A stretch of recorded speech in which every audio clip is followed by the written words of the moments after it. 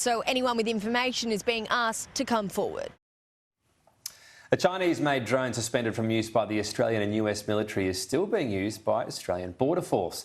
The coalition is calling for the ABF to follow the ADF in suspending the use of these Chinese-made drones. Joining me now, Shadow Home Affairs and Cyber Securities Minister James Patterson. Thanks for your time. So the drone's not scrapped, it's suspended. Essentially at the moment there's an assessment to see if it should be used on an ongoing basis, but somehow the ABF is still using it. Is that what's happening here? So just a bit of background first for your viewers, Tom. The Pentagon in October last year finally banned DJI drones across the US military because they assessed that the company is secretly controlled by the People's Liberation Army. The company has also been sanctioned by the US government for its involvement in human rights abuses against Uyghurs in Xinjiang. Okay. And so I put questions on notice. There's a security and a moral issue that they've... Correct, exactly. Right? So I put questions on notice to every department and agency to ask whether or not they were still operating these drones. To their credit, the Department of Defence has come back and said, yes, and we're grounding them pending a review. They will not be used. So they were using them actively at the time. Once the request came in, is that what happened? Then they said, we'll ground them while we assess the risk? That's my understanding, although I'll be exploring this in more detail and Senate estimates with them in a few weeks. But they have grounded it after I put in my question on notice. ABF have come back to me and said they also have them, but they are not taking the same action that the Australian Defence Force is in grounding them. They said it's not very operational and because of COVID and various reasons, but they haven't said what the ADF has, which is we're not going to use them anymore. Could the issue be that if they ground them straight away, we'll have a weakness in terms of Border Force? I mean, it could be that they go, well, we'd love to. We can't get another, I don't know how many drones there are, 41 or something. We can't get them overnight. Because then you wouldn't be too impressed if there were no drones on our borders, for example. Well, they said they were only using them as part of a trial anyway, so it doesn't sound like it's a key capability that would be disrupted. But if that is the case, I'd be happy to hear that argument. They haven't made that argument. Right.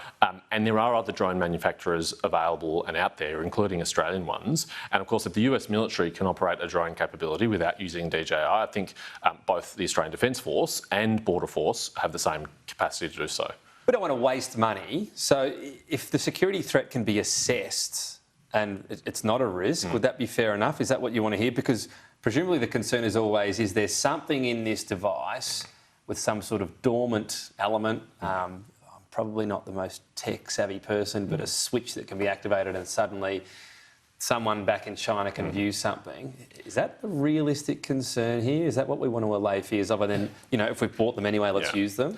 These are complex pieces of both hardware and software that underpins it, that allows it to be operated. And the basic concern here, Tom, is any piece of technology which has the capacity to connect to the internet, which is made and operated by a Chinese technology company, is a risk because we can't be absolutely certain that the data it collects doesn't go back to that company and therefore the Chinese government. Unless you change the software and then to this point, the Pentagon doesn't believe that they can put in place sufficient mitigations to protect them from this risk. So I'd be very impressed if a Border Force or the ADF thinks that they can do better than the Pentagon and prevent this risk from occurring. So barring taking apart the whole thing and figuring out what's in it from the technical side of thing, and then I guess you never know if just 1 in 10 have that element in it, that's the risk, is it? We just, according to the US, we don't know.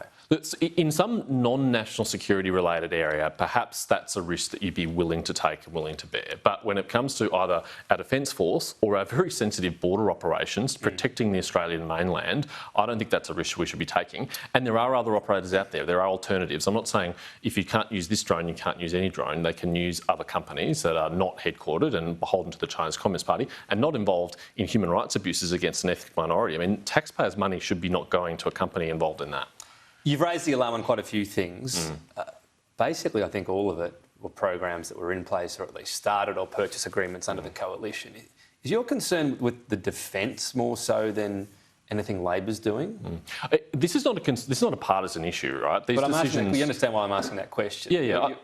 I mean, I guess, well, you go on, give your answer, I'll ask a follow-up. I'm not out there saying, you know, the government's a disgrace and they've done this terrible thing. I'm just pointing out a problem which I think needs to be dealt with, and they're in government now, so it is their obligation to deal with it. In the case of these drones, the Pentagon did take action in October last year that was on this government's watch, so I think it's appropriate to ask them to deal with it, and we can't just not address national security issues because of when the software or hardware was put in place. I guess you allude to this particular situation, so the US took action in October.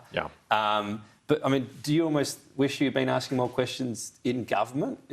you know, when you look at this now, how many of these issues were going on? Were you aware of anything at any time and you were encouraged not to speak up? I mean, I'm doing the job of an opposition senator, right, which is to ask questions of government, and that equal opportunity was available to opposition senators when we were in government, and if they didn't choose to do so, that's a matter for them. But I think there's a more important point here, Tom, which is ministers in the government are not making procurement decisions at this level. It's not really about who is in power from a party political point of view.